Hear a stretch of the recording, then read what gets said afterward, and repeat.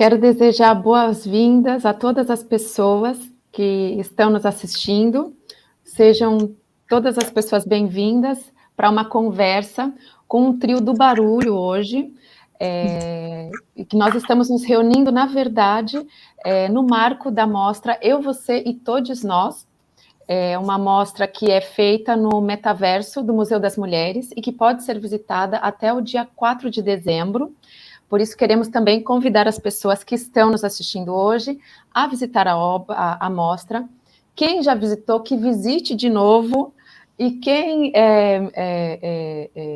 está nos assistindo vai poder hoje conhecer e aprender do processo de trabalho de uma das artistas que compõe a mostra Eu, Você e Todes Nós, que é a Amora Ju, diretamente de São Paulo. E juntamente com a Amora, nós vamos conversar com Oli Caetano e também com Rafael Leopoldo, que fazem parte, juntamente com a Amora Ju, do coletivo Buffalo Queer. E meu nome é Renata Martins e eu tive o prazer de trabalhar com as 7 artistas que estão compondo essa mostra. E nós estamos fazendo, então, uma série de conversa com artistas participantes da mostra e que hoje, por sorte, tivemos a participação especial tanto de Oli quanto de Rafael. Somente para indicar como que vai funcionar, então, hoje essa conversa. Nós vamos, logo depois desse primeiro ato de apresentação, nós vamos para a sala do metaverso, vamos conversar com a Amora sobre as 2 mostras que ela tem expostas, e, em seguida, nós fazemos um gancho para conversar com Oli Caetano e Rafael Leopoldo sobre duas produções audiovisuais que estão realizando juntamente com a Amora e que tem muito a ver com os trabalhos dela que estão expostos. Rapidamente, eu gostaria de apresentar Oli Caetano. Ela é formada em cinema e audiovisual pela Universidade Federal de Pelotas, no Rio Grande do Sul. Ela trabalhou em diversas produções, como roteirista, como diretora e também em produção. Também trabalhou e se dedica a produções na internet, na televisão, em programas jornalísticos, campanhas publicitárias e canais digitais. E acompanhando a Oli hoje como convidado especial, temos também o Rafael Leopoldo, que é filósofo e psicanalista, autor de livros, entre eles Teoria Queer e Micropolítica, Cartografia do Pensamento Queer e Transhumanismo, uma Antropologia do Futuro. Os dois, juntamente com a Amora, compõem, há mais ou menos 1 ano e meio ou 2, o coletivo Buffalo Queer, que se dedica à produção de videoarte documental. E, até o momento, eles têm 2 produções das quais a gente vai estar conversando, ou sobre as quais a gente vai estar conversando com eles, Ultraderecha Troll e Subjetividades Tóxicas, e uma terceira produção que está por vir, Ossário. Mas, antes disso, eu gostaria de passar a palavra à Amora Ju, que, por favor, gostaria que se apresentasse para a gente antes de entrarmos na sala. Amora, por favor. Estão me ouvindo bem? Estão me ouvindo? Sim. Beleza? Eu sou a Amora Júlia, professora Júlia, né? Atualmente eu dou aulas em escolas públicas estaduais aqui de São Paulo, né? Dou aula para o ensino fundamental 1, tenho turminhas de 2º ano, também dou aula para os 7º anos do Fundamental 2, e tenho uma grande parcela, maior quantidade de aulas minhas para ensino dos jovens e adultos, né, que é o EJA, em São Paulo. Então, sou professora de artes, 3 escolas, uma na Penha, 2 no bairro do Heliópolis, e a gente trabalhou, inclusive, um pequeno fragmento da videoarte. A gente fez uma releitura de Ultraderecha Troll, ou seja, uma segunda versão, né? E aí eu eu consegui incluir imagens de um trabalho que a gente fez em aula de vídeo performance, né? E aí A gente ganhou 2 premiações recentemente, exatamente por serem festivais voltados a filmes produzidos em contexto estudantil, escolares, institucionais, acadêmicos. E atualmente eu sou mestranda em História da Arte, na Unifesp, em São Paulo, Guarulhos, e sou orientada pelo Oswaldo, um professor maravilhoso que eu estou gostando muito. A gente está trabalhando muito na minha dissertação, que é um projeto que aborda o objeto de pesquisa, né? Assim, aborda a obra, conteúdo e o arquivo, né? A questão do arquivo dentro do Hospital Psiquiátrico do Juqueri, que teve um ateliê pioneiro em São Paulo de arte-terapia no século passado, e até foi antes do projeto da Nise da Silveira, só que a Nise ganhou os créditos, eu acho até melhor, por ela ser mulher e também por ela não ter só feito arte-terapia, mas ter fundado um museu, né, do inconsciente. Aí eu trabalho com uma artista especificamente, que é a Aurora Cursino, que foi uma mulher à frente do tempo, assim, que ela era bem feminista, ela era prostituta e ela foi internada por isso, por ser prostituta. Então, as obras dela têm em torno de 130 trabalhos autobiográficos, trabalha muito com o autorretrato e também com as cenas do que ela viveu, vivenciou. Então é muito interessante ver, assim. Então, o que a gente está produzindo? Atualmente estou produzindo um curta, uma espécie de videoarte documental sobre essa artista, e no decorrer da dissertação, do mestrado, a gente vai fazer uma linkagem com a relação do arquivo, o arquivo, como que é esse processo, né, de pesquisar, investigar uma obra de uma artista que estava fora do cânone artístico, bem num período do modernismo e tal, mas ela estava ali interna dentro de um hospital psiquiátrico e produzindo intensamente. Aí, que mais? Atualmente eu também sou bolsista no mestrado, no CAF, no Centro de Antropologia e Arquitetura Forense, e aí eu também sou da área da comunicação lá, né? Então, ainda não fiz nada, vou começar a semana que vem, mas eles disseram que eu vou poder produzir, inclusive, curtas, edições relacionadas às pesquisas deles, que é sobre a vala de Perus, que foi encontrado uma quantidade muito grande de pessoas, de ossos, né, de pessoas da época da ditadura. Tem também a Operação Tarântula, que é um dos focos dele, que foi uma operação militar liderada pelo delegado José Wilson Richetti no século passado, e que impedia as travestis de frequentarem os espaços urbanos em estado de benefício, ou seja, a prostituição era banida. Então elas eram presas, condicionadas a uma tortura e vários outros depoimentos, e então eles também pesquisam isso, né? Fora isso, eu me formei em artes visuais pela UFPEL em 2018, estudei 6 semestres de produção e política cultural, que é o que me faz, além de ser artista visual, também poder escrever alguns projetos. Eu acabei de escrever um projeto aqui para o edital de São Paulo, para reinaugurar um cineclube que tá parado, e eu entrei em contato com o pessoal do teatro, a gente escreveu esse projeto, ficou bem legal, assim, e a gente conseguiu lapidar algo que não tínhamos em papel, e pode ser, se não for nesse, vai ser em outro. A gente vai tentar fazer melhorar, né, esse projeto. O que mais? Eu sou formado também em sonoplastia, fundamentos da edição audiovisual, já tenho uma especialização em mídias, informações e cultura pela USP do ano passado. Uau! E eu sou integrante do coletivo Buffalo Queer, que entre 2021 e 2022 a gente realizou, né, 2 trabalhos, e agora tem um terceiro e mais um quarto, talvez, que a gente está planejando, já está desenvolvendo. Então a gente produziu Ultraderechia Troll, Subjetividades Tóxicas, e eu faço um pouco da direção, fotografia, coletando imagens de São Paulo, dos espaços públicos, manifestações que tiveram durante a pandemia, faço um recorte com algumas imagens das ditaduras, e a gente faz uma linkagem, uma colagem muito legal, que é trazer para perto da gente uma ficha técnica, digamos assim, uma parceria com vários artistas que vão também mandando suas imagens, né?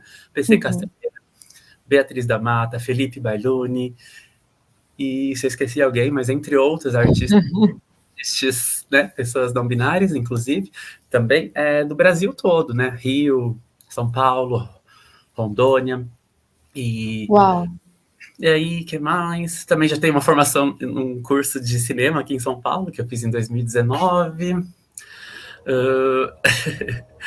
Que mais? Eu já também sou oficineira, já dei algumas oficinas em alguns lugares, museus, teve a mostra diversa no Museu da Diversidade em São Paulo, que tem esse trabalho Isso Não É Sobre Nós, ficou lá, né? Mas ele já foi desenvolvido anteriormente em Pelotas, aí ficou na exposição Eu Existo, no Museu do Doce, e quando eu fiz uma residência artística com a Sabiá, multiartista, artista, cantora e Ruia também, que ela é do balé, e ela participou muito com a gente nessa produção, então a gente fotografou. Depois eu conto mais sobre Isso Não É Sobre Nós, como que foi todo o processo. Mas é basicamente isso.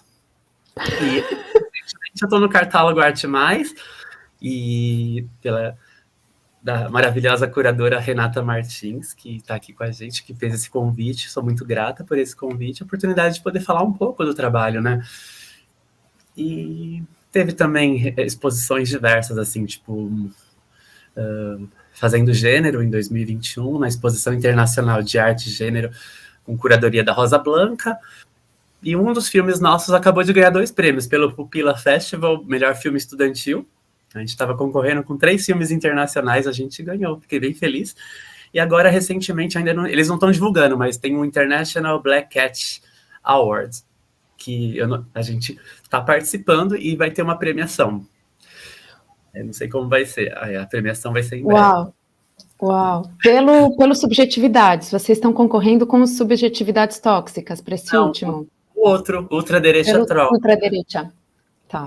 Eu até fiquei surpresa, porque é um filme que a gente já rodou muitos festivais, teve 6 festivais em 2021 com a outra versão, em 2020 e 2021, BH Timeline Fest, Mostra das Mulheres da Baciada do Rio Juqueri, Juqueri, né, que na verdade é onde tem o manicômio, é onde eu nasci, né, ali na região da Baciada do Juqueri, e meu pai se aposentou lá como jardineiro, eu frequentei muito lá, então é um lugar que me traz muito uma questão de território, e recentemente eu voltei lá para apresentar o Subjetividades Tóxicas num picadeiro de circo enorme, fiz uma espécie de palestra falando do processo criativo desse trabalho, e aproveitei e falei do meu objeto de pesquisa do mestrado, que é de uma artista que viveu ali. Então, eu estou muito linkada com esse território, que eu já não faço mais parte, né? Minha família também não mais, já moro em outros lugares, e agora eu vivo sozinha em São Paulo, no centro. Mas aí eu pude ter essa oportunidade de retomar, de olhar o passado, né? Aquela sancofada básica de ir lá para a cidade onde eu nasci e ainda trazer esse projeto esses 2 projetos, né? Um atual e um meio que desenterrando ali a pesquisa de uma artista que vivenciou ali, né? Na cidade. Uau. Nossa, é muito interessante ver assim como realmente você é múltipla, né? Tem uma formação múltipla, tem atuações múltiplas também, né? E eu gostaria, Amora, não sei se você, se tudo bem, se nós pudéssemos passar para a sala, e justamente porque você acabou de citar o trabalho, Isto Não É Sobre Nós. E eu tenho algumas perguntas justamente sobre esse trabalho, sobre o seu processo de criação, e eu gostaria então de convidar, né, todo mundo que está nos assistindo e também Amora, Oli e Rafael para irmos para a tela. Isso, muito obrigada. Para a nossa sala do metaverso. E aqui a gente tem essa obra sua, Amora, Isto Não É Sobre Nós, de 2019. Você tinha dito que ela foi exposta, né, no Museu da Diversidade, mas que você fez, o que você a desenvolveu em Pelotas, né? Como que foi o processo de criação em Pelotas? Porque essa versão que a gente tem hoje aqui é uma versão retrabalhada da versão inicial, né? Sim. De Pelotas. Essa história dessa arte, na verdade, ela foi vários impulsos criativos que não vieram de parte de coisas boas que eu estava passando. Primeiramente, em 2016, eu tinha terminado um relacionamentinho, assim, e tomei um ghosting do boy. Eita. Absurdo, ele foi super tóxico. Sim, aí eu já estava assim desolada, mudando de casa. Aí eu fui acolhida por 3 amigas. Primeiramente eu morei numa ocupação, né? A ocupação Oca, em Pelotas, onde eu conheci a Olivia. A Olivia tocava violão, guitarra numa banda muito legal e fizemos ensaios, ela fazia umas palhinhas, cantava para mim. Então lá eu tive muito acolhimento, era chazinho, era tudo orgânico, a gente produzia, a gente saía para as feiras da cidade de Pelotas, a gente produzia o tempo todo, fazíamos festas, vernissagens para os estudantes universitários de artes, principalmente, ou das humanas, né, que adorava aquela ocupação. E lá era uma casa histórica que foi moradia no século XIX, do Barão de Itapetininga, né? Ele morou naquela casa, lá já foi uma espécie de cabaré também. Então a arquitetura dela chama muita atenção. E a gente ocupou aquilo com arte, com oficinas. E nesse período a gente fez oficinas de serigrafia. Aí eu voltei à serigrafia pelo ateliê de gravuras da UFPEL, que é um dos maiores, assim, maravilhoso. Meu orientador era o professor de serigrafia, inclusive lá de Pelotas. E aí comecei a trabalhar com muitas telas, muitas imagens, em tecidos, em papel.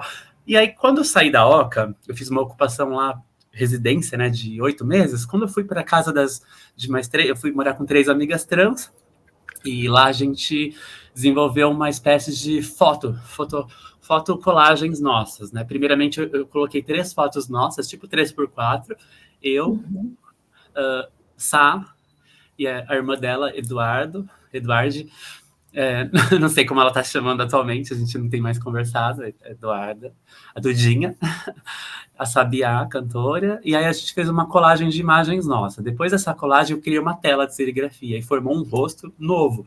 Não é o meu rosto. É um autorretrato, mas é um autorretrato nosso. Então ele é uma mistura de umas técnicas, uma colagem digital.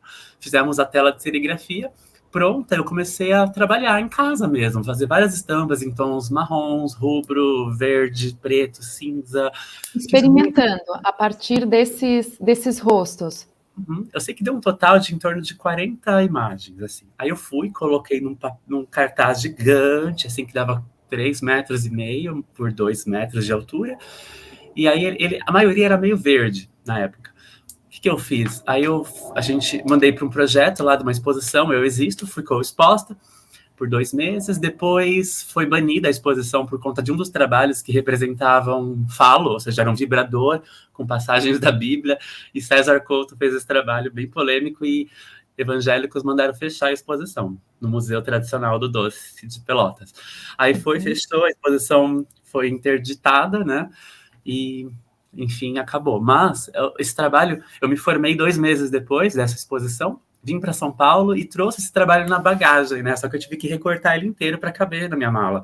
Chegando em casa, eu falei, vou refazer ele. E comecei a colar um em cima do outro e fazer recortes.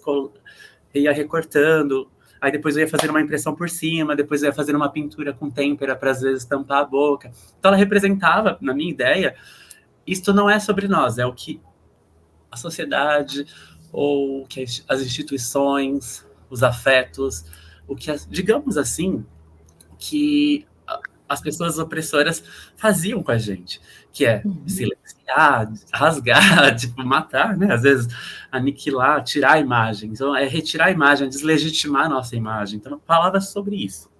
Isso não era sobre nós, era uma forma de tirar, assim, um pouco do drama.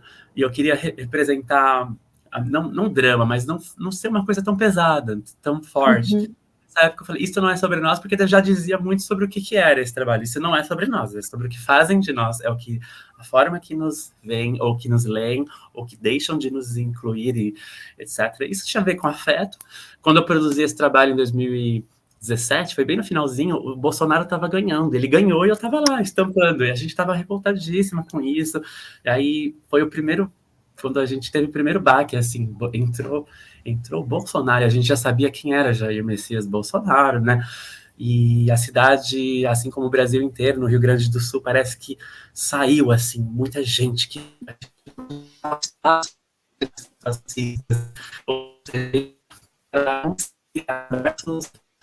projetos Amora,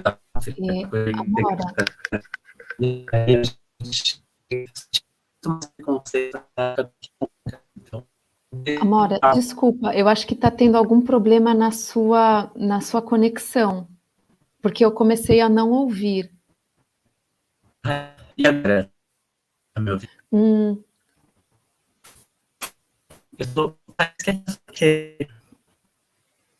eu acho que tem algum problema, porque a sua imagem está congelada.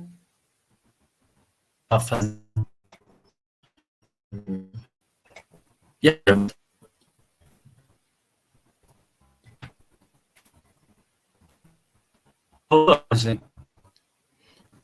Eu te ouço cortada, assim, a sua voz também fica congelada.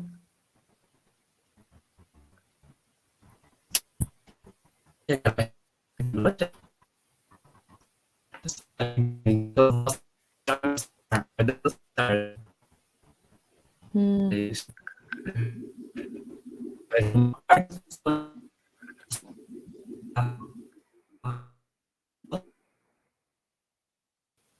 eu acho que talvez seria o caso de você sair e voltar para a sala, não sei, porque está congelado. Pelo menos eu não estou vendo nenhum movimento. Então a gente espera. Ela vai retomar. Mas eu achei muito interessante essa amostra, porque faz muito sentido agora o que, não sei o que Oli e Rafael pensam, ou se querem falar alguma coisa sobre essa amostra, mas para mim é muito forte essa ação do apagamento, né? Sobre os rostos também, essa questão da gestualidade dela, de apagar, né? De forma consciente, porque é um trabalho artístico, é uma criação, então assim tem esse projeto, né? Por trás toda essa sequência de reflexão sobre como, né, levar esse projeto artístico ao fim. Mas o que me chama muito a atenção é essa ação de apagamento dos rostos.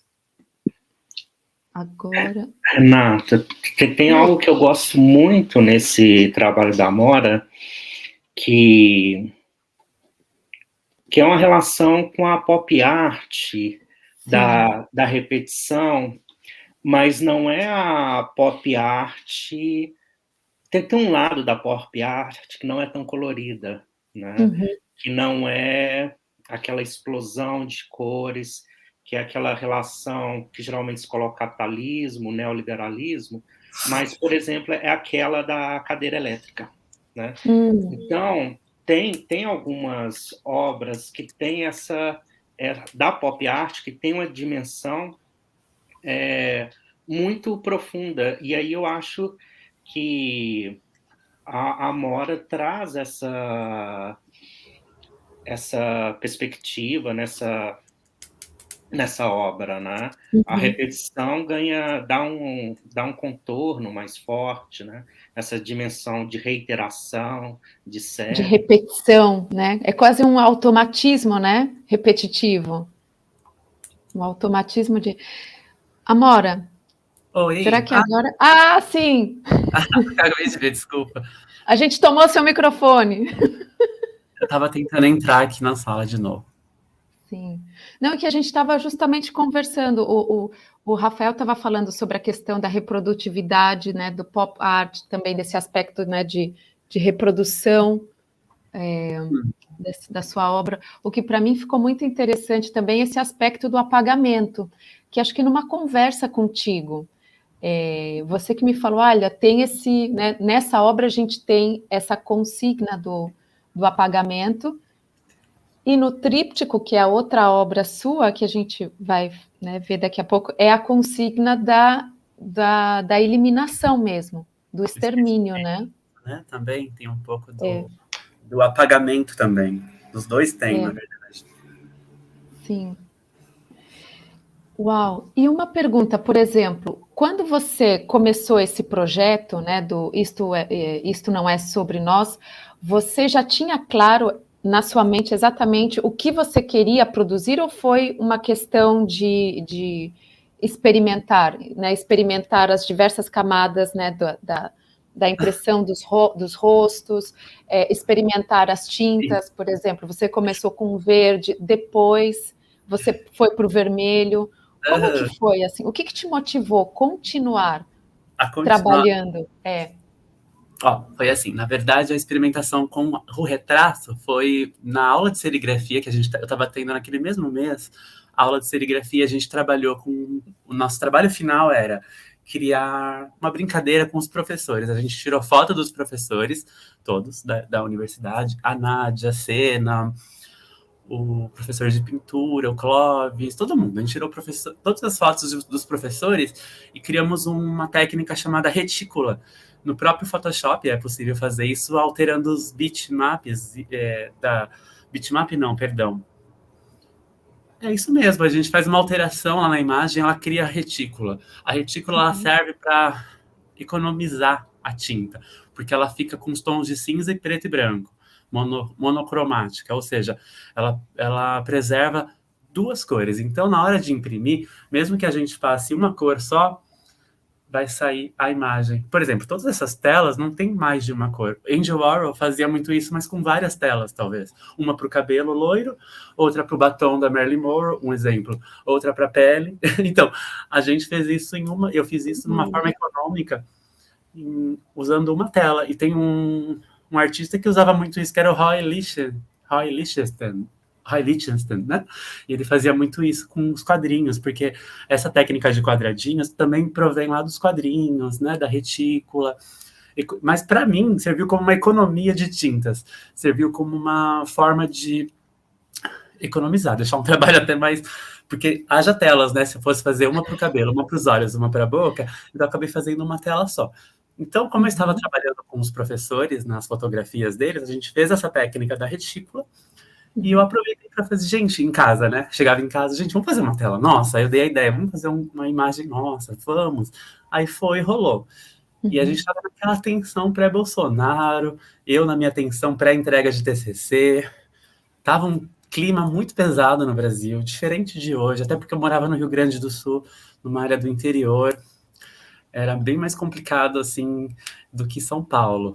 Porém, eu morei no interior do Rio Grande do Sul, em Jaguarão, fronteira com o Uruguai, onde eu estudei produção cultural por 6 semestres. Então, fiquei lá 2 anos e meio, mas, assim, era um lugar diferente, acolhedor, porque tinha um prefeito petista.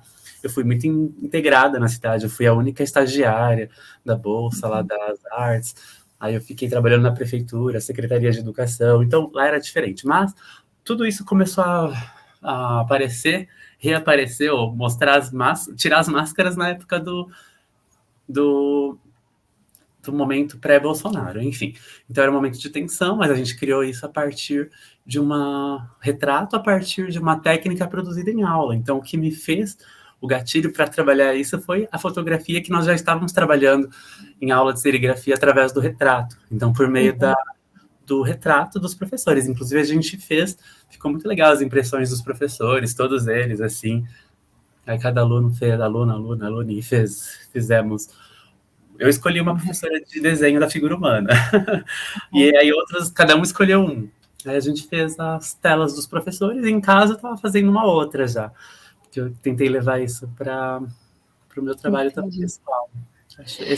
Isso é sobre isso, fazer arte. Às vezes a gente tô lá, aprendo uma técnica, um traçado, às vezes na pintura eu aprendi uma forma de deixar uma textura bem legal na tinta, eu já levava isso para casa.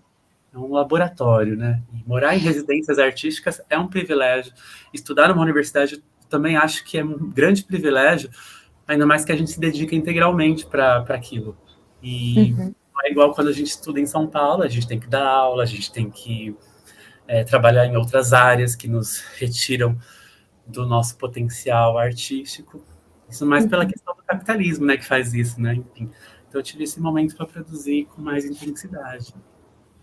É muito interessante observar assim, como você fala com carinho dos seus docentes, né? E que hoje você exerce a função, né, de docente, de arte educador. Então, eu queria saber como que você combina a sua atividade de artista audiovisual, com a sua atividade como arte educadora e o que cada uma contribui para o desenvolvimento da outra? Bom, eu acho que tem muitos professores que nunca chegaram a dar aula para as crianças ou para os jovens, EJA, e já chegam na universidade obstinados e cheios de currículos, pessoas privilegiadíssimas, né, que chega. Eu acho que meu sonho é ser uma professora de universidade, sabe, ter aquele grupo, assim, de alunos, alunas, alunos, estão ali para isso, sabe? Vão aprender, vão me consumir, vai ser uma troca, uma experiência ótima. Na escola, não, eles sabem que eles estão que as artes é o passatempo deles, né? Então, assim, eles gostam, as crianças se liberam. Eu acho legal o encantamento que eu consigo trazer para as crianças, não só pelo carisma, assim, mas como eles se libertam, assim, sabe? E os adultos já são mais travados. Então, eu acho que partir do princípio de ter experiência na educação pública, que é aquela coisa mais raiz, né, bem roots, assim, digamos, chegar ali para ir passando de passo a passo, caminho, passinhos de formiga, como vai ser esse processo um dia, se eu quiser ainda continuar com o meu sonho de ser uma professora de universidade, por exemplo, e como que é dar aula para todas as faixas etárias, como que são as metodologias de aula, criar. Eu me aproveito muito disso. Por exemplo, atualmente eu estou trabalhando com o 7º ano autorretrato. Eu estou trazendo só artistas mulheres que trabalharam com retrato, com autorretrato, por exemplo. Eu peguei muitas artistas só latino-americanas também, do período da ditadura, artistas que produziam no período de regimes militares, que foi algo, digamos que... foi ao mesmo tempo que rolava em todos os países, tiveram um período, né, entre 1955 a 1985, e todos eles tiveram esses mesmos momentos de ditadura e perseguições. Então, ali as mulheres começaram, junto com os teóricas eu acho que até os teóricos do feminismo, pós-estruturalistas, começaram a se inspirar nessas produções. Então, era Frida Kahlo, de um lado, no México, produzindo seus autorretratos. Aí, na América Latina, tinha diversos artistas, não dá nem para citar várias, Nédia Romero, que mais? No Brasil também, Leonora de Barros e outras artistas, todo mundo explorando, né? Tem a Vitória Santa Cruz, do Peru, trabalhando o retrato, a questão do racismo, e cada uma trazendo essa questão, patriarcado, a crítica contundente ao sistema, perseguições, ditaduras, e Neide Sá, em Minas Gerais, né, fazia também colagens e autorretratos sobre a ditadura. Então, eu estou trazendo essa temática. E no Brasil também, eu acho que uma das pioneiras foi a Tarsila do Amaral, que foi muito perseguida, foi presa em 1933 pelo governo do Getúlio Vargas, ela chegou da Rússia e já foi logo presa, porque tentaram evitar que ela namorasse com o objeto de pesquisa do meu mestrado, que é o professor Osório César, né? Eles tinham uma relação, se comunicavam por cartas, e ele era comunista, só que ele era trotskista, então ele era perseguidíssimo pelo governo. Então, assim, o retrato, ele não é só retrato, ele traz muita história, ele traz muitos atravessamentos e muitas resistências também. Ainda mais se a artista é feminina, num cânone artístico onde os homens representaram as mulheres, historicamente. Os homens faziam as Vênus, as mulheres nuas. E aí, chegou nos anos, eu acho que só nos anos do século passado, que eu acho que as mulheres tiveram essa autonomia de começarem a se representar, autorrepresentar. E Frida Kahlo também, quando ela toca a mão dela e faz uma conexão visceral de corações, assim, ou todo aquele sofrimento que talvez ela passava. Então, ali a gente começa a ver a mulher se libertando. Então, eu tento trabalhar com as coisas que eu gosto. E também puxo muito para o lado da questão política. Eu não saio de uma aula sem falar de ressaltar o que aconteceu, a verdade, as perseguições, um pouquinho do patriarcal, porque eu tenho alunos que eu acho que nesse período da aula para os adultos, eu consegui, 6 meses, mudar muito a mentalidade. A gente chega em lugares de discussões que alunos não conversavam sobre política. E alunos se reconhecem, eu sou do Nordeste, olha o que esse homem presidente está fazendo com a minha população. Mas antes eles tinham posicionamentos extremamente de direitas. Então, eu consegui mudar voto, talvez, mas eu consegui também, através da arte, falar sobre isso. Porque eu não mudar uma perspectiva de mundo também, né? Acho que esse é o poder da arte. Sim. Não dá para falar assim, eu não quero chegar e fazer ideologias de gênero ou qualquer coisa. Não, eu vou tentar falar sobre a arte. E como que a arte interfere e atravessa isso. Eu acho que até as teorias, filósofos, todo mundo se espelhou na arte nesses períodos para poder criar suas diversas teorias de questão de gênero, sexualidade, patriarcal. Sim. O que eu achei muito interessante, porque assim, toda a sua obra, é como você acabou de falar, tudo que você produz ou pesquisa, né? Ou olhando, por exemplo, tanto essa serigrafia, né? Isso não é sobre nós, como essa nova, né? Essa obra aqui, o tríptico, é muito político. Não tem como você excluir qualquer tipo de reflexão política quando você se depara com uma obra sua, né? E essa obra, esse tríptico, eu gostaria, assim, é muito o tríptico da desaparição, né? Eu gostaria, e ele é muito forte. E eu fico às vezes né, várias vezes eu abro essa imagem, fico vendo os detalhes, e é muito forte. E eu gostaria, Maura, que você nos falasse de onde surgiu a urgência para trabalhar com essa temática, né? As consignas também. Por que um tríptico?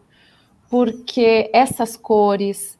Enfim, eu gostaria muito que você nos contasse assim mais detalhes sobre essa obra, porque ela é muito impactante, é muito forte. Foi um processo bem terapêutico até, porque assim, eu tava fazendo um tratamento no dentista e um belo dia eu conheci uma salinha cheia de moldes de dentes para fazer aparelhos e tal.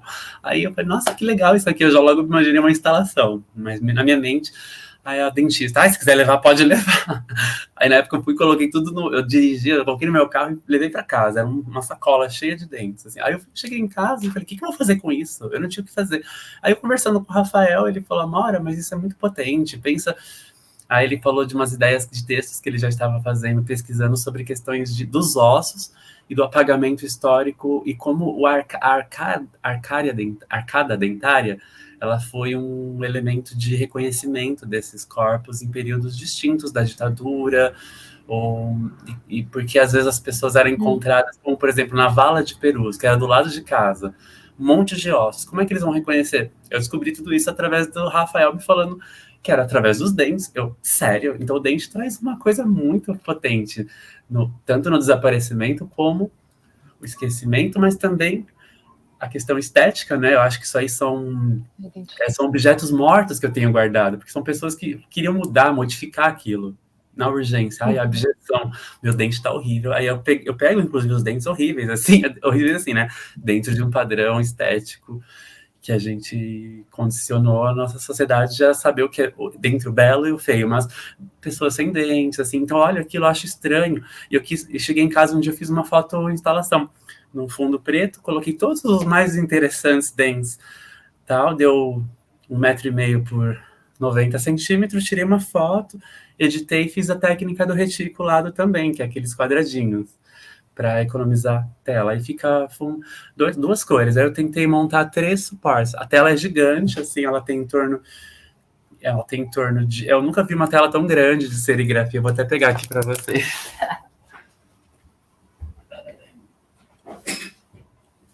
Então, essa daqui é a tela, né? De serigrafia dos dentes. Ela é bem grande e aí o que eu fiz? Coloquei nos papéis com dimensões imensas e criei a impressão manual, artesanal, através da serigrafia, com tintas de gráfica, né? E aí eu escolhi 3 cores, né? Um tom meio amarelado, não, todos os tons, os mesmos tons, verdade. Eu usei o preto, porém, em papéis, um papel meio fosco, amarelado, bege, um papel branco e um cinza. E aí, 3 tonalidades e cada um tem uma dimensão gigante, até tenho aqui no meu quarto. Eu nunca fui para uma exposição física esse trabalho. Eu estou almejando muito isso, por exemplo. Aí são grandões, assim, né? Dá para expor tanto na horizontal como Na vertical. E aí foi esse momento da primeira exposição que me oportunizou mostrar esse trabalho, né? São bem grandes, né? Então essa está sendo a primeira oportunidade de expor num espaço propositivo no metaverso e expor, propor uma visualidade, uma interação com a imagem.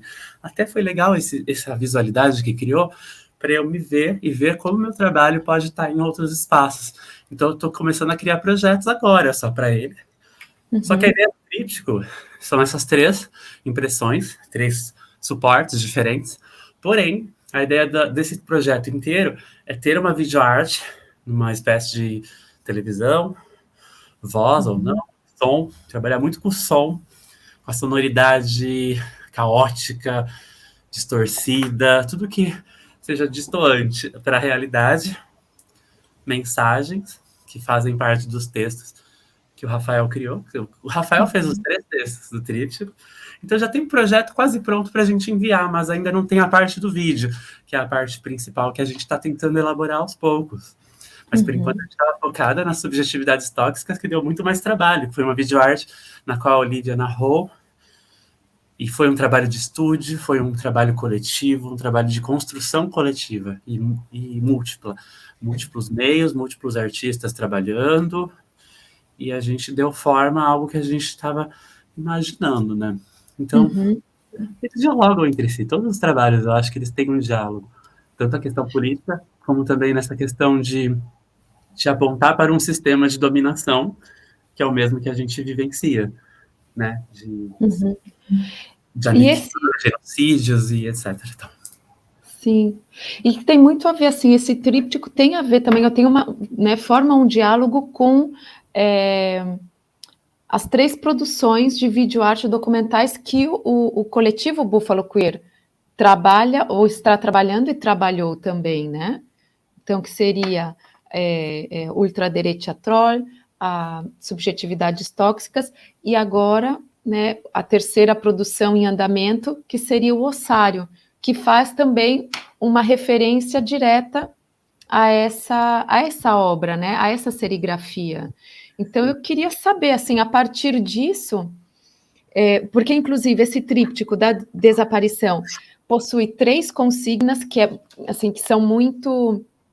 que infelizmente revelam, né, a necropolítica do nosso país, né, que a consigna número 1 seria ditadura militar, ossada de perus, a 2, a segunda, redemocratização, operação Tarântula, e a 3ª, coronavírus, os corpos escondidos. E aí eu queria saber, assim, como que vocês, como coletivo, tanto Oli e como Rafael, né? Como é que vocês pensam ou começaram a trabalhar ou a produção audiovisual que vocês, né, que vocês 3 estão desenvolvendo? Essas produções, elas partiram dessa serigrafia ou foi no meio de pesquisas, por exemplo, a descoberta da ossada de perus, que surgiu, foi a partir disso que surgiu o trabalho, juntamente com as arcadas que a Amora encontrou, ou que recebeu, né, do dentista. Como que foi? Como que surgiu essas produções audiovisuais em diálogo com a serigrafia, o tríptico da desaparição? Eu acho que a questão das balas de perus, porque assim, é da mesma região que eu nasci, né? Que eu morava, na Baciada. Fica tudo ali. Então, 10 minutos eu chegava no cemitério que foi encontrado os ossos. E aí teve essa conexão do universo, que foi eu ter um trabalho parado em casa, não sabia o que fazer com aquilo, e o Rafa propor exatamente sobre algo que era do lado da minha casa, e falar, mas isso é do lado da minha casa. E a coincidência, eu fui lá visitar o cemitério para ver onde foi. Tem um mural enorme, uma homenagem feita recentemente. Pessoas tiraram as placas, ou seja, ainda há uma resistência em retirar a própria homenagem que foi feita diante de uma tragédia tão grande, né? E ali eu fui acontece? Era uma região muito isolada de São Paulo, é uma região mais isolada do centro, dos municípios da metrópole de São Paulo. Então, assim como lá, assim como o Juqueri, que também é uma possibilidade de a gente trabalhar, porque o Juqueri também tem um cemitério de pessoas não reconhecidas, pessoas sem famílias, pedaços de corpos, ou a pessoa amputou e tem enterrado um braço, por exemplo. E eu visitava esses lugares na infância de bicicleta. Eu sempre tive essa curiosidade, esse lado investigativo, não sei porquê. Eu ia lá com a minha irmã também tinha, ela é uma escorpiana do teatro na época, e ela me levava para lá de bicicleta, a gente ficava olhando, olha esse cemitério, ai, que não sei o quê. Aí a gente começou a desbravar aqueles matos, isso eu tinha o quê, uns 12 anos, a gente começou a achar lugares ocultados por terra. A gente entrou em um deles, que era uma espécie que tem até hoje. A polícia militar tomou conta daquele espaço, que é o espaço, o Parque do Juqueri. Ninguém entrava, ninguém saía por lá. Então, eles ocultam muitas coisas que ainda não foram aparecidas no Brasil, que está ali em Juqueri, Franco da Rocha. Eu vou até propor para a minha pesquisa do CAF, para a gente fazer uma investigação mais acerta. Por quê? Uma vez eu e minha irmã, lá nos anos 90, andando lá pelos lugares, de bicicleta, a gente encontrou, por exemplo, umas ruínas no meio do mato, muito isolado de tudo, numa região que tem penitenciária, FEBEM, o próprio Juqueri, que é o maior hospital psiquiátrico, e que no período do regime militar comportou 18 mil pessoas, que não eram, nenhum deles lá tem diagnóstico comprovado de loucura ou de qualquer patologia, assim, que seria muito sim, mas a maioria não, eram presos políticos, eram prostitutas, travestis. Eu tenho até uma história, descobri esses dias pesquisando lá nos acervos do Juqueri, tem uma história de uma mulher trans, eu via a foto dela, linda, ela foi interna como andrógena, e ninguém ainda falou sobre isso. Eu vou até começar a falar aqui com a gente, Rafa, se quiserem entrar nesse assunto. Ela foi diagnosticada com androgenia. E, tipo assim, como essa região que eu nasci carregava todas essas ruínas. Então, para mim, a energia que tem naquele lugar, que eu morava atrás do próprio hospital, né? Então, eu andava lá e aquilo, não sei porquê, aquilo me contagiava, assim. E aí, em 2005, quando eu já tinha 19 anos, 20 anos, teve a biblioteca do Juqueri, do Juqueri, que é o hospital, ela pegou fogo, foi tudo a cinzas. Tudo que tinha lá, diagnóstico dessas 18, 20 todo mil... o arquivo. Diagnósticos que comprovariam o porquê das pessoas que estavam lá, pessoas que foram perseguidas na ditadura e que estavam lá, prostitutas. Tinha um médico na época que chamava Pacheco e Silva. Ele foi uma pessoa muito importante. Ele coordenou, fez a gestão do hospital, e ele, depois que ele passou a gestão do hospital, ele foi professor da USP. Então, assim, ele foi um professor da área de medicina da USP. Ele é um cara muito importante, mas ele era eugenista. Então, naquela época, ele trazia todas essas questões. Ele que criou os diagnósticos. Vagabundo do ócio, pederasta passivo para os homossexuais. Vagabundo do ócio seriam o quê? As pessoas que estão hoje, por exemplo, na Cracolândia, ou em estado de vulnerabilidade nos bares, normalmente pessoas negras, assim, que às vezes não tem, às vezes um RG, uma profissão. E também tinha a questão das trans, né, que era andrógena. Eu só encontrei uma até hoje, não sei se tem outras. Mas tem casos, assim, pesquisas feitas, assim. O Gustavo Tara, ela pesquisou muito também algumas pessoas que vieram de Minas para esse lugar, que foram pegas fazendo sexo com outro homem e acabou sendo internado no Juqueri, tido como louco, por exemplo. Então, todas essas questões investigativas, elas já me acompanham de criança, né? Desde as ruínas, que eu e minha irmã visitando, a gente via que tinha lugares de tortura, era visível correntes da parede, eram visíveis coisas que prendiam os braços, assim, vinda das paredes tomada pela vegetação local, ou seja, era uma mistura de concreto com ruínas e a natureza tomando conta daquilo. Hoje eu não sei mais o que é aquilo, hoje eu quero ir lá ver o que tem naquele lugarzinho que eu e minha irmã encontramos em 97 para saber o que tinha lá, sabe, assim, enfim. Depois daquilo, eu fiquei com aquilo, parece, no meu subconsciente investigativo, artístico, eu queria mais. Em 2005, depois da queimada da biblioteca, que foi tudo às cinzas, cartas do Freud para o Osório César, diagnósticos, livros, eugenistas, provavelmente muitos livros. Então, tudo isso foi queimado, e aquilo eu senti que foi uma sabotagem. Daí eu fui estudar, comecei a querer fazer faculdade, já tinha me formado, e eu ia estudar isso na graduação, mas acabei indo para produção cultural. E só agora eu estou retomando esse desejo de pesquisar essas questões. E foi através de uma conexão que me aproximou da Oli, do Rafa, e nossas conversas sobre isso, sobre as pesquisas em comum. Rafa já trabalha com essas questões há muito tempo, né? Ele já sabe. E eu queria deixar eles falar um pouco. Desculpa. Sim.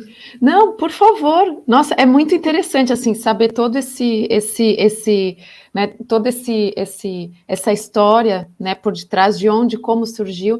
E aí eu gostaria de perguntar, gostaria de conversar com o Oli, que foi quem, na verdade, emprestou a voz para a narração da produção Subjetividades Tóxicas. Olha, como que foi assim para você emprestar a sua voz? Porque é um trabalho assim muito forte, é uma pesquisa, né? São muitos textos, é uma pesquisa científica, né? Acadêmica, né? De buscar teóricos, buscar imagens. Então, como que foi você dar voz para uma pesquisa tão forte? E se você puder resumir rapidamente para as pessoas que estão nos assistindo, sobre o que se trata Subjetividades Tóxicas e a sua atuação, né, de emprestar sua voz, porque é muito simbólico também, né, você dar sua voz nesse momento. Beleza. Subjetividades Tóxicas, ele é o segundo filme da trilogia da Buffalo Queer, e ele discorre bastante sobre o tema da farmacopornografia e como esse conceito tão complexo como a gente fala bastante no filme, como ele afeta as pessoas e justifica também uma grande massa seguidora dos velhos padrões morais, né? Então tem esse casamento aí com a ultradireita troll de explicar uma forma de comportamento do neofascismo, né? Então a farmacopornografia ele vem falando bastante sobre esse conceito, né, e também sobre os modos de produção das pílulas, por exemplo.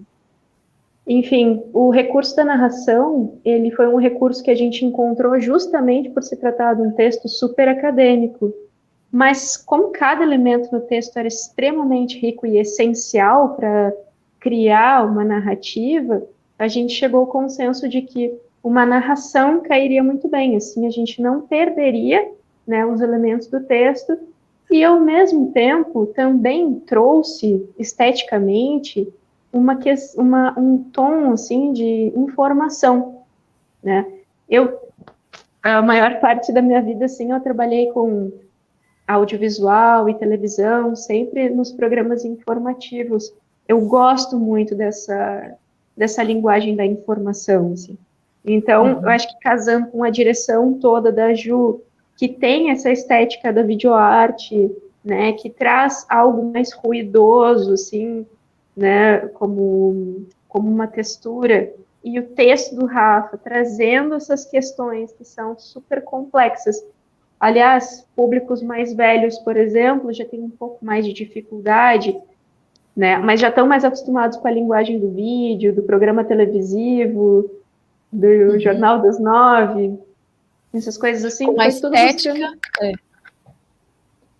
tudo buscando assim trazer essa grande fotografia, na verdade, do Brasil que a gente vive, né? A gente ainda vive num Brasil da era da televisão, da TV Globo, da novela, né? Então, na verdade, acho que tem muito da identidade de cada um de nós, e eu sinto que a minha personalidade foi bem imprimida assim na ferramenta narração, né? Além da voz em si como veículo para transportar essas mensagens, né?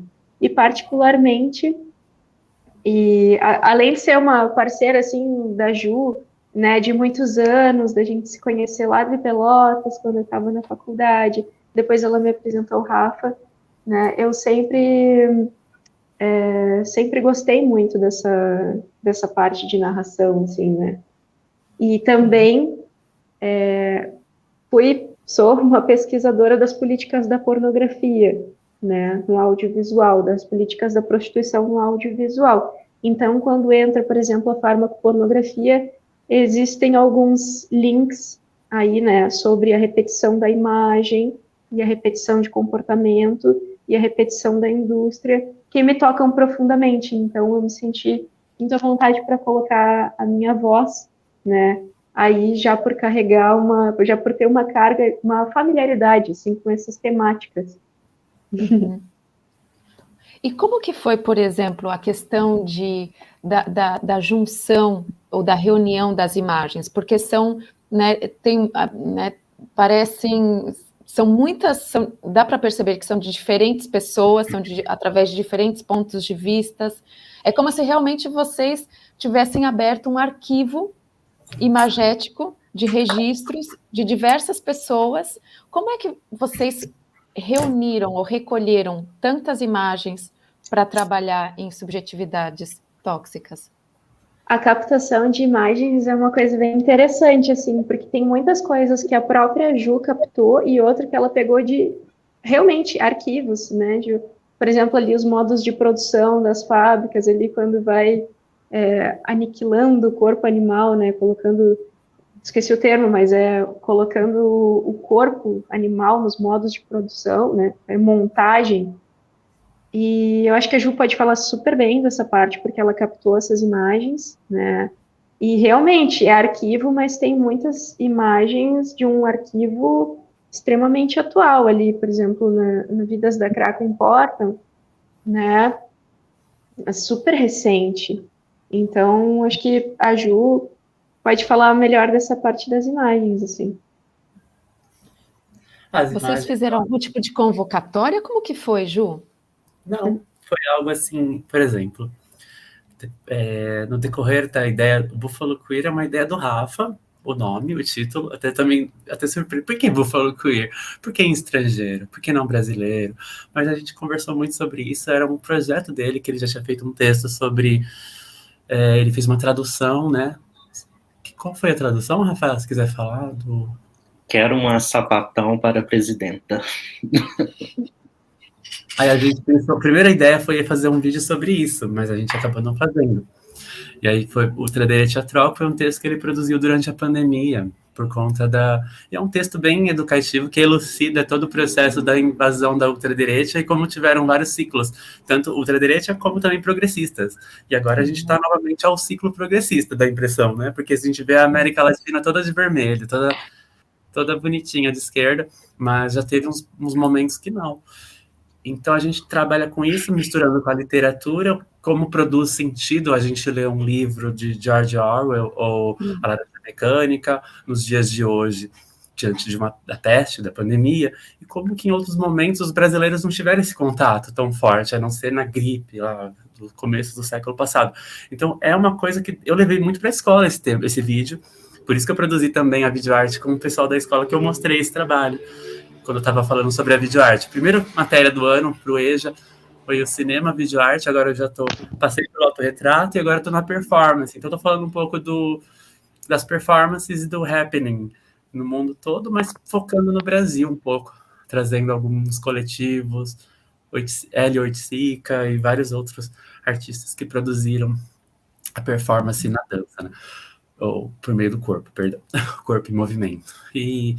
Mas assim, aí a pergunta foi sobre a questão de como vocês conseguiram reunir tantas imagens, né?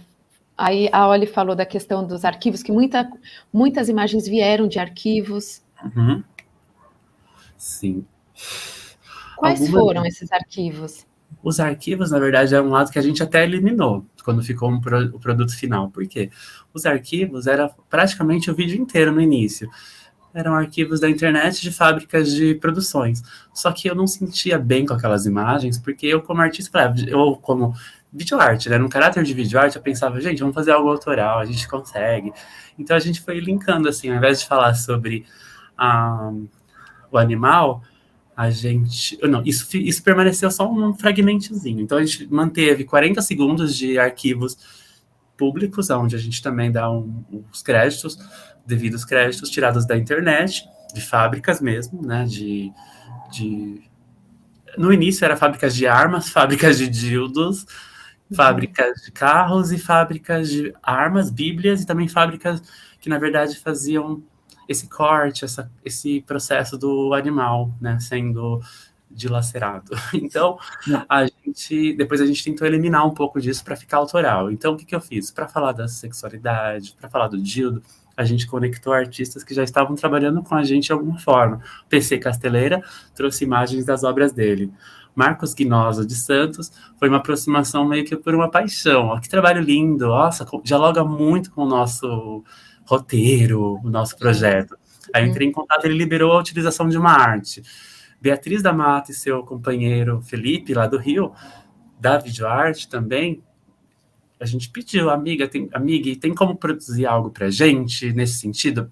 Aí ele foi e produziu algo autoral com a Bíblia sendo batida, porque a pregação, aqueles fragmentos de imagens do impeachment da Dilma com uma boneca na televisão, é de Beatriz da Mata, produzida exatamente naquele momento.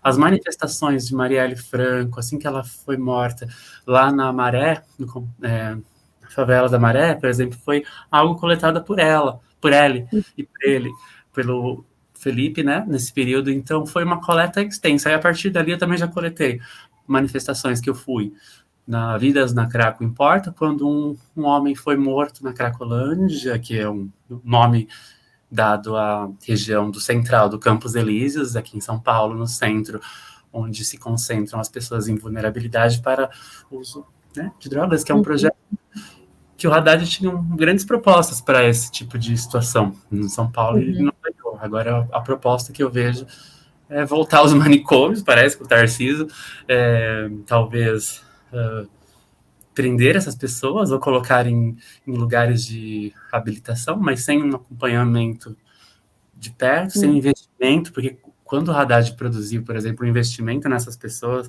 com valor, que chamaram de Bolsa Crack, ele conseguiu tirar muitas pessoas dessa vida, porque as pessoas se sentiam dignas de ter um dinheiro e receber uma moradia, por exemplo. Enfim, é um projeto bem... Então isso me incomoda muito ter isso em São Paulo. E aí eu coletei nessa manifestação essas imagens. Teve a primeira manifestação que a pandemia flexibilizou essa manifestação no dia 29 de maio.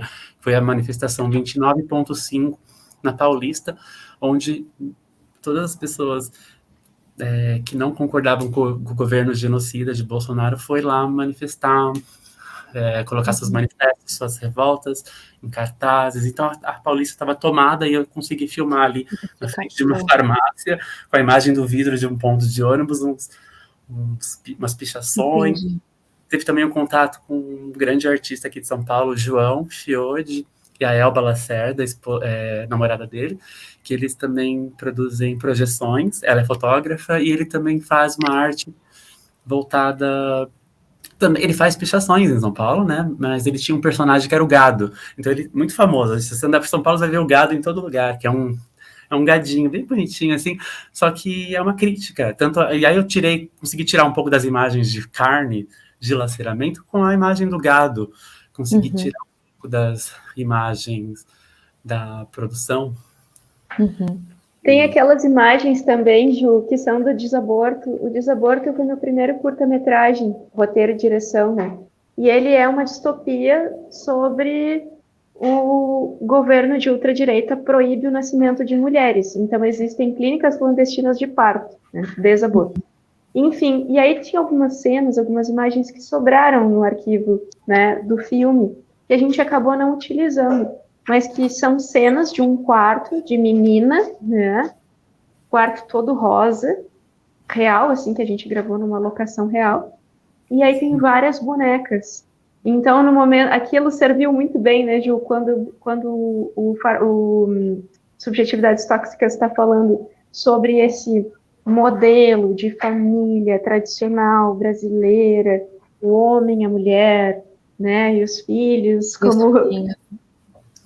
Então, aquilo casa muito bem, porque a gente sabe, né, das estatísticas de abuso sexual dentro da família. Então, eles vendem uma ideia muito perfeita, mas por trás, assim, por trás desse quarto de menina, que terror, né, que quantas hipocrisias, quanto terror, quanta doença existe por trás dessa ideia, né, da família conservadora. Então, agora eu lembrei que tem essas fotos também, essas imagens também do desaborto, né. Essa imagem dos animais, né, que a gente foi retirando, tinha um sentido que era, em algum momento, falar da antessala das produções em séries, que é, por exemplo, a antessala do Fordismo, é o matadouro. Né? Então, a lógica do matadouro, de matar os animais, é recolocada nas produções em séries, de produção de carro, disso, e aí a gente foi trazendo várias... um recorte de imagens fortes que dizia dessa repetição da produção em série, né? Então, tinha... Mas eu acho que a Amora, em algum momento, falou, não, isso está em excesso, e aí veio essa coisa legal, que foi esse contato com outras pessoas, e eu acho que é uma parte forte, por exemplo, as imagens, a música também, né? Tem uma trilha que a gente montou, aí depois... Então, são várias camadas que não é de uma mesma pessoa. E aí ajuda nesse sentido desse ruído, né? Por exemplo, no meu caso, o texto é outra coisa com a imagem da Amora. E é outra coisa com a voz da Com a Amora. narração, sim. Então, eu acho que essa perda tem uma perda e tem um ganho muito maior, né? Que é desse encontro que produz algo, né, que não é de fato uma pessoa, não é um só. Não é uma única voz. E eu acho aí essa dimensão do ruído ganha mais forma, né? E Rafa, já que você está no microfone, eu queria te perguntar, assim, fazer uma referência à primeira produção do Búfalo, né, do coletivo Búfalo Queer, que foi Ultraderecha Troll. Por que foi importante, ou por que é importante tematizar com um texto, né, que é muito didático, é muito fácil de acompanhar, porque é um tema muito complexo, né, o estabelecimento, né, de políticas ultradireitistas na região, não só no Brasil, mas, né, no contexto da América Latina, com imagens. De onde surgiu essa urgência de vocês como coletivo para tratar desse tema? Então, eu tinha um texto, a gente conversava sobre isso, uma amiga peruana topou ceder a voz, a Mete, e a Amora veio com outros elementos, e o contexto, né? Eu acho que o contexto histórico demandava e demandou todo o tempo uma posição nossa. Mas, e aí, eu acho que também é perceber um lugar de, não só Brasil, mas de América Latina, né? Perceber que não é tão somente uma guinada para a direita bolsonarista, mas é algo maior, né? Então, eu acho que a gente tentou ir para esse caminho. Uma coisa que a gente conversou bastante é procurar outros lugares de divulgação, de conversa, outros lugares que não seja tão somente as plataformas digitais. E aí a Amora levou isso para a escola, levou isso para outros lugares que a gente acredita que também tenha outra recepção e outros afetos. Né? Então, por mais que seja, talvez, lugares menores, talvez o afeto, a relação seja direta e seja outra. E então veio de uma composição muito grande de desejos, de posições, de vontade de fazer, de se expressar. Né? Eu acho que foi por esse caminho, esse entrelaçamento. E por que vocês decidiram incluir participação de alunos? Alunos, assim, de ensino médio, se eu não me engano. Por favor, me corrijam. Por que foi importante ter a participação deles no ultradireita e que acabou, na verdade, culminando numa premiação, né? Sim, eu acho que é por conta da... assim, foi um trabalho que a gente produziu em aula, eram cartazes de stencil, e misturado com stencil e cartazes, né? A gente estava falando sobre os cartazes do período também da ditadura, a gente estava falando antes, primeiramente a gente começou com performance, então a proposta era criar uma video performance em sala. Como? Em sala de aula. Como? Exigir que eles se movimentassem o corpo, dançar. Como? Né? Porque a gente é adulto, às vezes a gente está cansado. Os meus alunos do EJA, né?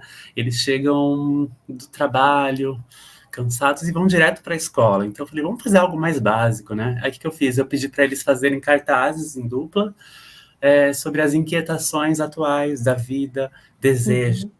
Alguns fizeram várias coisas, desejos mesmo, assim, uma praia, uma ilha deserta, e outros fizeram, a maioria fizeram o valor eu via, sentia ali, era latente, como a insatisfação deles e a inquietação era com relação aos valores das questões de mercado, das mercadorias que a gente precisa para se alimentar. De alimentos. E dialogou muito com o que eu já estava coletando de imagens, porque também tem uma outra coleta que eu não falei, que é os trajetos de ônibus que eu faço para as escolas, são compostos e elencados por lambes, grafites e muitos lambes anti-bolsonarismo, refletindo sobre os aumentos dos preços da carne, do pão, do óleo, arroz, tudo isso. Então, tem muita grafite falando isso.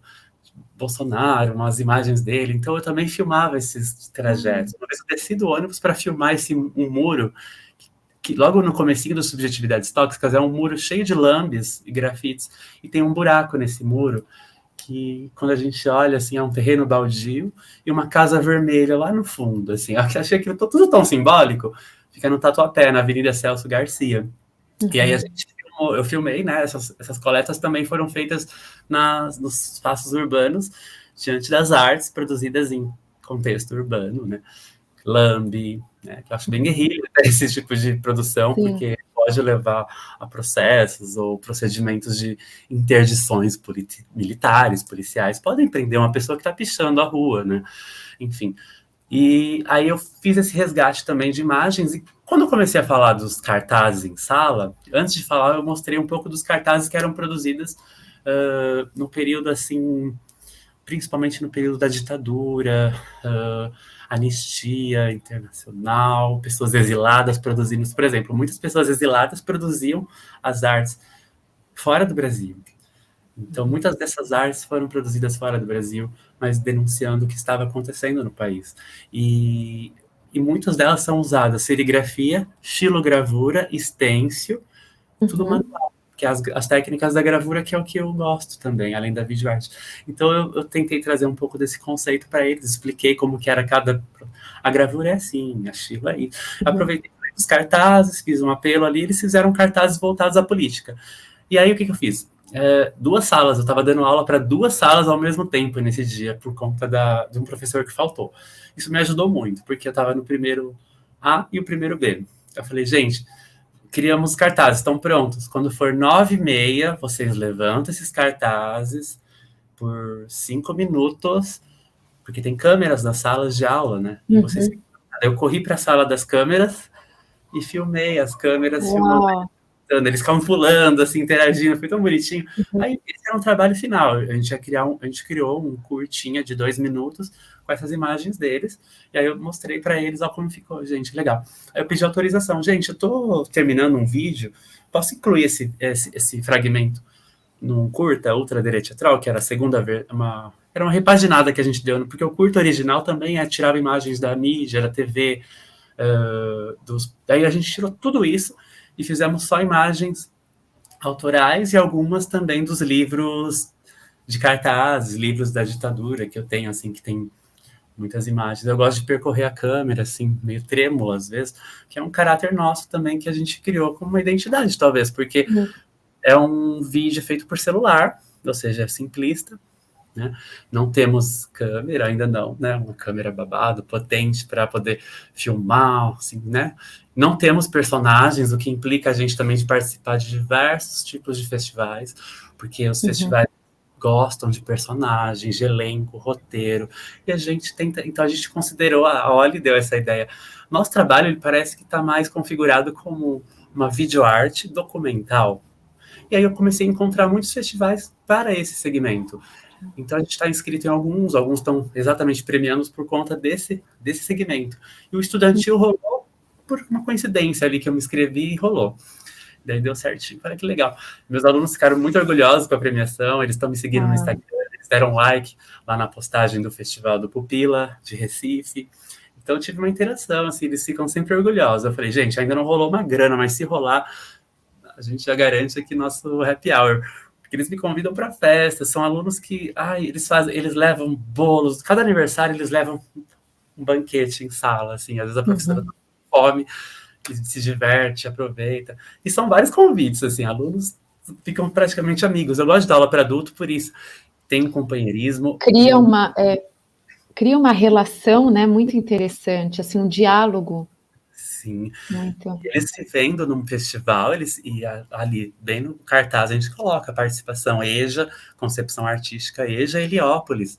Eles se sentem felizes com isso. Então, a gente está planejando ali na escola, assim como outros locais, também fazer uma exibição ali para todo mundo no final do ano. Então, até o final do ano, pretendemos mostrar, que os professores não viram ainda, ninguém viu. E a gente fez esse mistério exatamente por isso. Você quer ver? Você vai acessar a plataforma do Festival X. Você quer ver? Então, você vai acessar o metaverso, por exemplo, alguma coisa do tipo. Então, por isso que a gente eliminou essa comunicação por meio do YouTube e Instagram, para não perde um pouco a graça. Por exemplo, quando foi exibido no Cine Clube Flávio Império, lá na Penha, que é onde eu dou aula também, a gente, além de reativar o projeto no Cangaíba, lá da Cine Clube, que o teatro estava 8 meses sem fazer nenhuma exibição, então foi uma abertura de caminhos. E, ao mesmo tempo, eu fiz o contato com os gestores, a gente escreveu um projeto, porque eles não manjam de projeto. Escrevi com eles agora um projeto para um edital de fomentos em São Paulo, muito maravilhoso, para a gente reativar esse cineclube de forma recorrente, constante, e fazer um intercâmbio cultural em outros espaços, equipamentos da prefeitura, periféricos principalmente, para a gente poder levar a eventos que não se restringem ao audiovisual, mas que vão para a produção gráfica. Um é de serigrafia, o outro é bate-papo sobre cultura, fomento e perspectivas com a Inti Queiroz. Então a gente elaborou 5 contrapartidas que são eventos fazendo uma espécie de interconexão, né? Um intercâmbio. E, por exemplo, as pessoas que estão nos vendo, né, estão vendo essa conversa, escutando vocês e querem assistir né, Ultradireta Teatral ou Subjetividades, como que elas se informam? Onde que vai ser exibido? Tem alguma forma né, para que elas possam ter acesso a essas produções? Então, a Olivia recentemente conseguiu uma exibição no Cine Ufitel, lá em Pelotas. Aí eu consegui uma no Cine Flávio Império, teve a plataforma do Festival Pupila Festival, e agora vai ter provavelmente a plataforma do Black Cat International, que vai ter só Ultradireta Teatral. Então a gente ainda não tem ele liberado. A gente está esperando assim um lugar que consiga armazenar o nosso trabalho modo operandi para que as pessoas vejam. Mas em breve eu acho que já vamos liberar, porque já é um filme que a gente fez na expectativa antes da eleição de também alcançar o público. Mas às vezes a gente pensou alcançar o público pelo Instagram, nem sempre é legal, porque assim, a pessoa faz a visita ali, curte, acabou, legal. Termina, né? Não tem, A gente conversou muito sobre isso, né, Amora?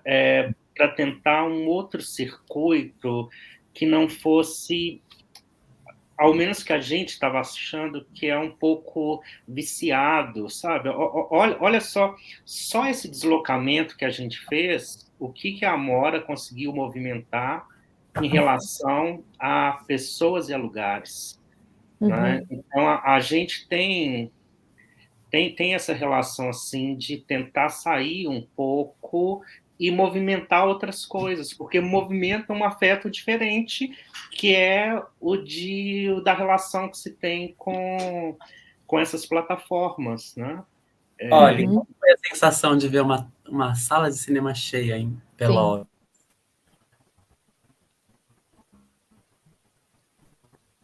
Foi uma pergunta, Gil?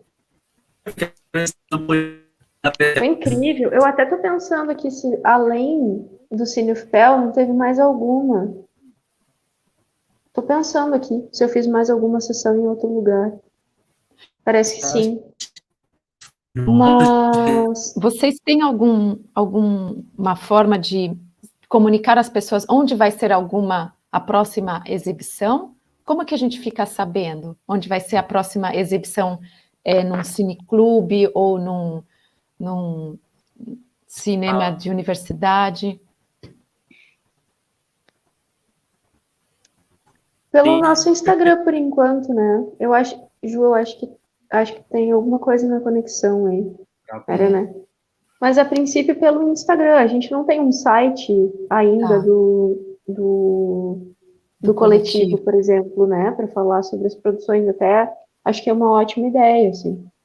Mas por enquanto. E qual que seria, olha, o Instagram do coletivo? Porque aí as pessoas podem ficar atentas. Qual que seria, por favor? Deixa eu só conferir aqui só um pouquinho. O nome é Búfalo Queer, né? Mas eu acho que convém deixar o link depois, né? Para divulgação, alguma coisa nesse sentido.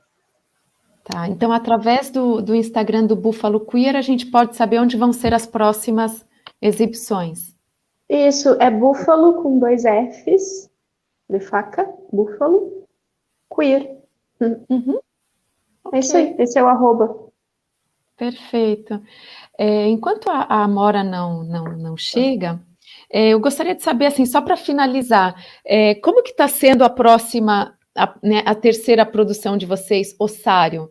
Vai ser também uma pesquisa como foi a ultraderecha e subjetividades com várias imagens? Como que vocês estão trabalhando nisso, resumidamente?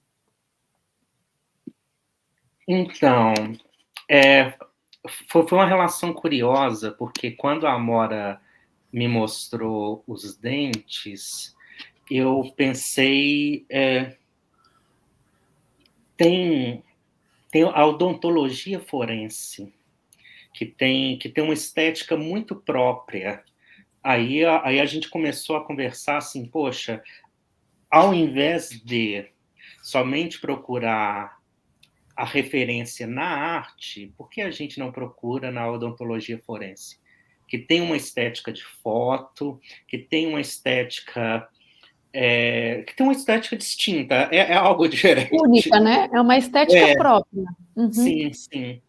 Então, a gente pensou um pouco nessa estética da odontologia forense. A gente começou a procurar as referências na história da arte que utilizaram principalmente arcadas dentárias, que utilizaram dentes, para ter uma referência, né, para fazer parte mesmo de um caminho. E isso com relação a uma possível estética, né? Então, a gente começou a pensar isso, e a pesquisa veio da temática dos ossos, né? De um desaparecimento e da identificação. Na época, eu estava lendo um pouco sobre o Esquadrão da Morte e as Milícias, né? que tem um livro fantástico, que é interessante para a compreensão também do bolsonarismo, que é a República das Milícias. E aí, novamente, a questão dos ossos, a questão do dente, né? Então, a gente pensou um caminho que começa na ditadura, depois vai para uma abertura, né? Mas nesse momento pós-ditadura tem a Operação Tarântula. Então, novamente, um dado histórico forte. E o terceiro momento foi quando a Covid, quando a gente pensa na contagem dos corpos, né? Então, novamente, um desaparecimento e uma forma de operação do pior da face brasileira, né? Da história do Brasil, que reaparece. E aí a gente começou a pensar nisso, né? E na hora que você viu essa primeira tela e falou, nossa, é tão forte, eu acho que a Amora, a gente teve, em um determinado momento, um esgotamento de tão forte que é, né? Então, acho que tem que dar uma respirada e voltar a essas temáticas, né? De outra forma, ter um fôlego para refazer, para montar. Na verdade, sim, eu gostaria de partir para as considerações finais. Não sei se vocês gostariam de incluir alguma informação ou, enfim, para a gente, infelizmente, ir encerrando a nossa conversa, porque senão a gente fica até 2023, porque é muita coisa, é muito detalhe, é muita... E a história que vocês, né, narram imageticamente é muito instigante, porque é muito rica, é forte e ao mesmo tempo é muito rica em detalhes, né? Então, não sei se a gente pode partir para as considerações finais, se vocês quiserem falar algo antes do encerramento. Ai, nada, sem palavras por esse espaço, viu? A gente teve a oportunidade de falar de um trabalho que a gente está estimando bastante, que ainda não de um coletivo, né? E eu sigo produzindo algumas. Agora eu estou mais focada em produzir trilhas, né? Eu gosto muito de produzir trilhas em casa. Eu coleciono sintetizadores, instrumentos, então eu tenho muitas coisas assim que eu vou produzindo às vezes, assim, minhas trilhas para ficar uma coisa, um ambiente assim, tanto de filme como também misturar algumas coisas orgânicas, assim. Então eu estou seguindo para essa produção. Agora eu parei um pouco das filmagens, só que já tá me dando vontade de filmar de novo, de filmar ou investir em algo, um recurso, uma ferramenta que proporcione um outro tipo de filmagem também, né? E as coletas em grupo, eu acho que para esse terceiro trabalho não vai rolar. A gente vai tentar fazer algo só entre a gente mesmo. Porque a estética é muito específica, né? Ficou bastante diferente e é difícil achar arte que dialogue, né? Com ultradireita troll é mais fácil, com subjetividades é mais fácil. Também queria agradecer muito, sabe, que a Olivia e o Rafa nesse projeto, como me proporcionou caminhos novos. Por exemplo, até essa pesquisa da Bolsa de Estudos no mestrado foi proporcionada por esses trabalhos que a gente está fazendo atualmente, porque é o que eles buscam também. Eles querem universalizar o tema dessas questões da violência dos direitos humanos para as redes. Então, você é a comunicação, mas também que vou criar ali um curta, um vídeo 2 vezes por mês, uma vez a cada 2 meses. E eles gostaram desse formato documental. Então, isso salvou a minha bolsa, minha empregabilidade, que atualmente eu só estava dando aula só. E eu tô com poucas aulas, então isso salvou muito, assim, a minha carreira, tá me dando novos olhares, o mestrado. O meu orientador passou a ver o meu trabalho e falou, Maura, mas não faz sentido você trabalhar algo que você, por exemplo, só pesquisar a obra de uma artista que foi prostituta, isso vai agregar na sua carreira, no seu plano de vida, o que te dá conforto de produzir, eu já vi que é vídeo, que é curta, serigrafia, vamos mudar? Ele mudou o objeto, ele abriu os olhos para a gente mudar o objeto para voltar para o audiovisual um pouco, até porque o audiovisual é onde eu quero percorrer no meu doutorado, é onde eu quero trazer alguma educação, audiovisual, algo assim. E tudo isso foi muito lindo para mim. Eu não tive nem vontade de produzir algo autoral meu, além dos meus desenhos que eu vou fazendo diariamente, meus esboços, de outras coisas. Mas inspirado nas crianças agora. Também estou criando uns esboços inspirados nos desenhos infantis.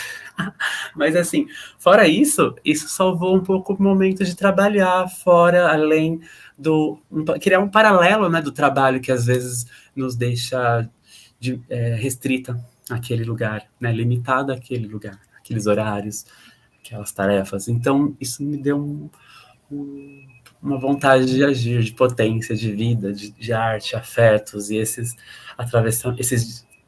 encruzilhadas da vida que nos proporcionam várias narrativas e compatibilidades, é o melhor ainda. Então, acho que isso movimentou um pouco minha vida.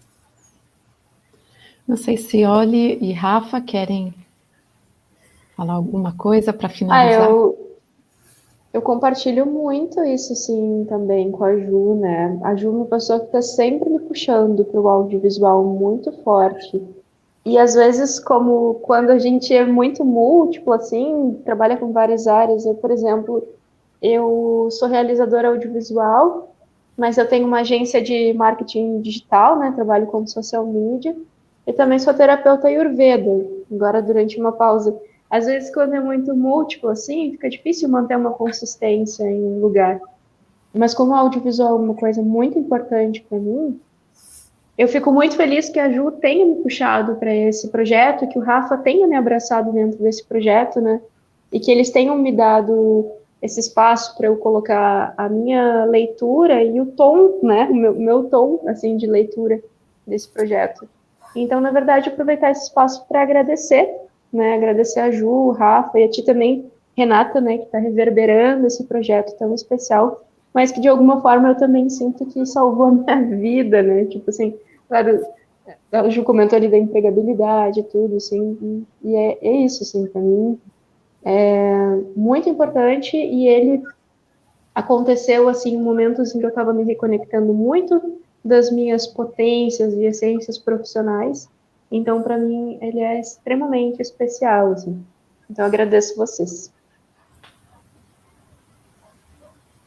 Rafa? Eu acho que também, né? Só agradecer o espaço. Tem esse dado, né? Dos detalhes que estão... que não são contados. A gente tem uma apresentação, um produto final, mas às vezes para chegar a isso tem muito riso, tem muita brincadeira, tem muita briga, tem muita discussão, tem muita diversão, e eu acho que infelizmente isso não aparece, né? E aparece de alguma forma quando a gente tem esse espaço que você está proporcionando de dizer outras coisas que envolvem. Então, obrigado novamente, a Renata, claro, a Amora, a Oli. Poxa, muito obrigada. E só novamente anunciando, né, qual é o Instagram do coletivo, é @búfalo, com dois Fs, queer com 2 Es. Né, e ali a pessoa pode ficar informada sobre as próximas apresentações, né, as próximas projeções de ultraderecha troll e de subjetividades tóxicas. Eu quero agradecer a cada um de vocês, Rafael, Leopoldo, Oli Caetano, Amora Ju, muito obrigada por essa conversa, muito obrigada também pelo intercâmbio, né, de conhecimentos entre vocês, com vocês, muito obrigada por tanta generosidade, por realmente nos ensinarem né? Porque eu vi as duas produções e realmente é muito impactante. Recomendo para quem puder assistir que vá. Quem também quiser ver novamente as duas obras de Amora Aju, Isto Não É Sobre Nós e o Tríptico da Desaparição, é só entrar no metaverso do Museu das Mulheres. Então, tem que acessar através do Instagram do Museu das Mulheres, que é @Museu das Mulheres _oficial. Ali tem o Linktree, onde tem acesso ao espaço expositivo, e é um espaço muito, muito especial, realmente, assim, são obras que me impactam e que são obras com muita força, cada uma com sua força, cada uma com sua narrativa. Eu sou muito fã de todas as obras e de todos os artistas que estão participando. E a gente vai ter a próxima conversa, né, com um outro grupo de artistas, e também gostaria de convidar as pessoas a assistirem os outros vídeos que nós fizemos também em conversas anteriores. E é isso, por enquanto é isso. Muito feliz que estamos em uma outra jornada em nosso país agora, muito feliz que estamos agora realmente, enfim, estamos realmente em um momento democrático muito, muito bom, muito positivo, um alívio para a gente. E muito obrigada por vocês, e muito obrigada também pelas pessoas que nos assistiram. Até mais.